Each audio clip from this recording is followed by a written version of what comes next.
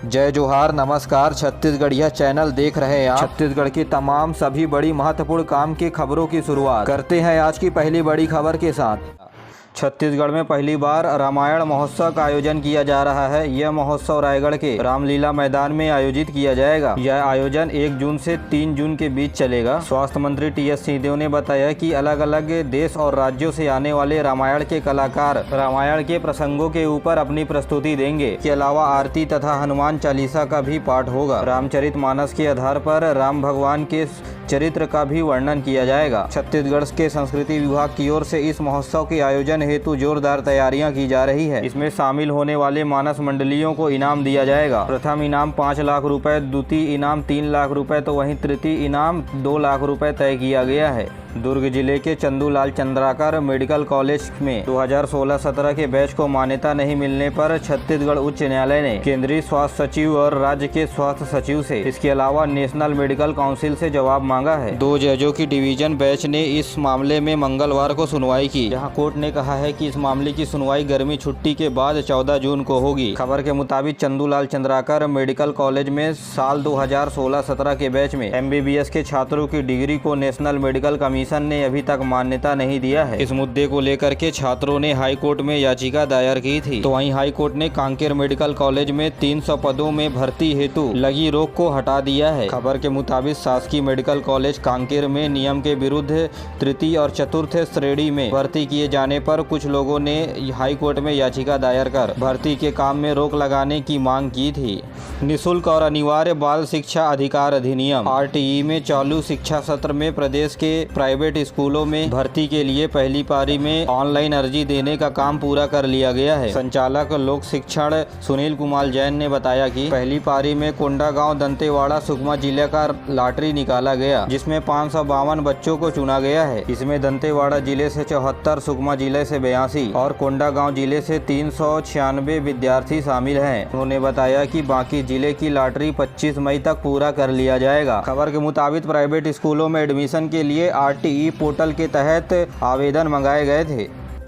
Chhattisgarh PSC ने गड़बड़ी करने का आरोप लगाते हुए ABVP के कार्यकर्ताओं और पदाधिकारियों ने जमकर हंगामा मचाया और नारेबाजी भी की। इस दौरान PSC के चेयरमैन का पुतला फूंका। विरोध प्रदर्शन और हंगामे के बीच पुलिस ने पुतला छीन लिया, जिसके चलते कार्यकर्ताओं की पुलिस से झड़प भी हुई। ABVP का कहना है कि मेरिट लिस्ट के 7वें स्थान पर चेयरमैन के करीबी का सिलेक्शन किया गया, जो नियमों के खिलाफ है, जबकि नियम के अनुसार चेयरमैन के बेटा और बेटी PSC में बैठने की पात्रता ही नहीं रखते, जिसके चलते ABVP के कार्यकर्ताओं ने गांधी चौक में विरोध प्रदर्शन किया।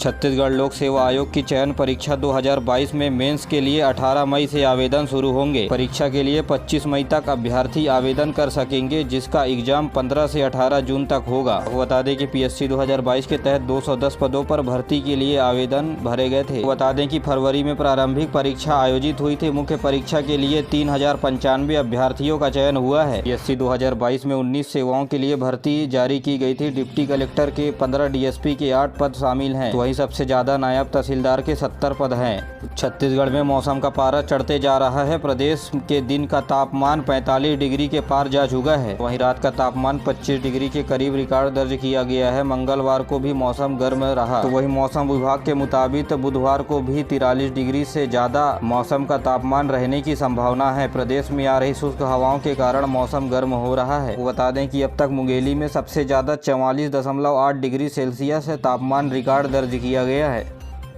प्रधानमंत्री नरेंद्र मोदी 71,000 से अधिक नए कर्मचारियों को नियुक्ति पत्र प्रदान किए। यह नियुक्ति पत्र देश भर में लगे 45 जगहों में रोजगार मेले के माध्यम से दिया गया। उन्होंने बताया कि रोजगार मेले के माध्यम से युवाओं को सशक्त करने और देश की भागीदारी को बढ़ावा देने के लिए केंद्र सरकार की ओर से प्रयास किया जा रहा है। उन्होंने कहा कि ऐसा रोजगार मेला युवाओं के प्रति सरकार की प्रतिबद्धता दिखाती है। प्रधानमंत्री नरेंद्र मोदी ने कहा कि पिछले 9 सालों में केंद्र सरकार ने नियुक्ति के कामों को सार्थक बनाया है। खाली पद के लिए अर्जी करने और नतीजा मिलने का काम ऑनलाइन होगा। उन्होंने ये भी कहा कि पिछले 9 सालों में देश में रोजगार बढ़ाने के अवसर पर केंद्र और राज्य सरकार की ओर से ज्यादा ध्यान दिया गया है। तो वहीं इस अवसर पर छत्तीसगढ़ में भी रोजगार मेले का आयोजन किया गया, जहाँ रायपुर के WRS कॉलोनी में केंद्रीय जनजातीय राज्य मंत्री रेणुका सिंह मुख्य अतिथि के रूप में शामिल हुए। इस संबंध में 214 अभ्यर्थियों को नियुक्ति पत्र प्रदान किया गया। छत्तीसगढ़ के प्रदेश प्रभारी कुमारी शैलजा ने छत्तीसगढ़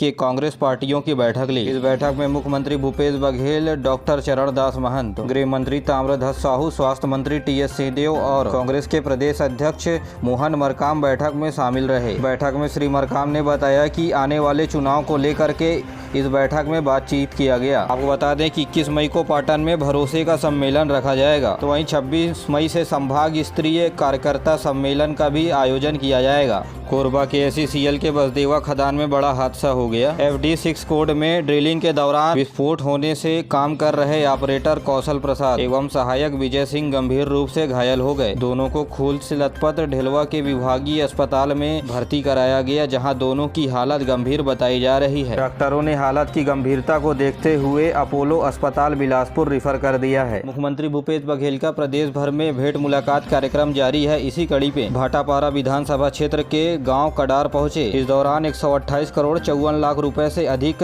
राशि का भूमि पूजन एवं लोकार्पण किया। मुख्यमंत्री भूपेश बघेल ने इस दौरान करही मेकरी में Swami Atmanand English medium school खोलने, निपनिया में पुलिस थाना शुरू करने और बिटकुलू में सहकारी बैंक की स्थापना करने की घोषणा की। साथ ही जिला बलौदाबाजार भाटापारा के भाटापारा में सर्व सुविधा युक्त मंडी का निर्माण किया जाएगा। इसके अलावा भाटापारा में इंडोर स्टेडियम भी बनाया जाएगा। साथ ही कुसमुंडा से अकलतरा के बीच सड़क का निर्माण, अकलतरा की हाई स्कूल को हायर सेकेंडरी स्कूल में उन्नयन कराया जाएगा। भेंट मुलाकात कार्यक्रम के दौरान मुख्यमंत्री ने कड़ार के स्थानीय लोगों के घर जाकर भोजन भी किया। इस दौरान संसदीय सचिव शकुंतला साहू भी मौजूद थी। छत्तीसगढ़ के मुख्य निर्वाचन अधिकारी रीना बाबा साहेब कांगले होने वाले प्रदेश में विधानसभा चुनाव को लेकर के सरगुजा दौरे पर हैं, जहां 2 दिनों तक सरगुजा संभाग में रहकर चुनाव से संबंधित तैयारियों का जायजा लेंगे। उन्होंने पहले दिन EVM वेयर हाउस तथा मतदान केंद्रों में तैयारियों को लेकर जानकारियां अधिकारियों से ली। उन्होंने मतदान के लिए सभी आवश्यक व्यवस्थाओं को सुनिश्चित करने के निर्देश दिए। निर्वाचन अधिकारी ने सरगुजा संभाग के अंबिकापुर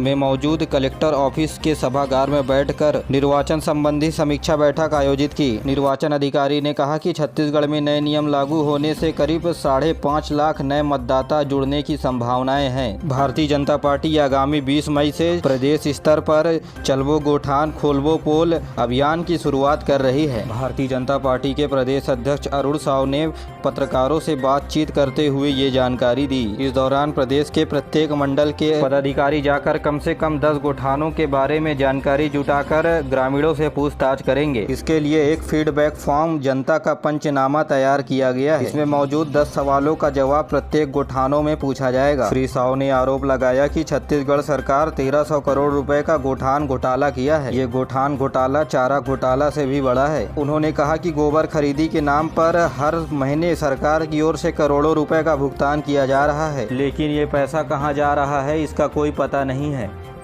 प्रदेश में आदिम जाति अनुसूचित जनजाति विभाग छात्रावास अधीक्षक श्रेणी दा के 500 पदों पर भर्ती की जाएगी। इसके लिए छत्तीसगढ़ लोक सेवा आयोग की ओर से विज्ञापन जारी कर दिया गया है। इच्छुक उम्मीदवार आयोग की वेबसाइट पर 20 मई से 20 जून के बीच आवेदन कर सकते हैं। इस पद के लिए उम्मीदवारों का उम्र 21 वर्ष से कम और 35 वर्ष से अधिक नहीं होनी चाहिए, लेकिन छत्तीसगढ़ के निवासियों को अधिकतम आयु सीमा में 5 वर्ष का छूट दिया जाएगा। इस संबंध में विभाग की वेबसाइट में अधिक जानकारी प्राप्त किया जा सकता है।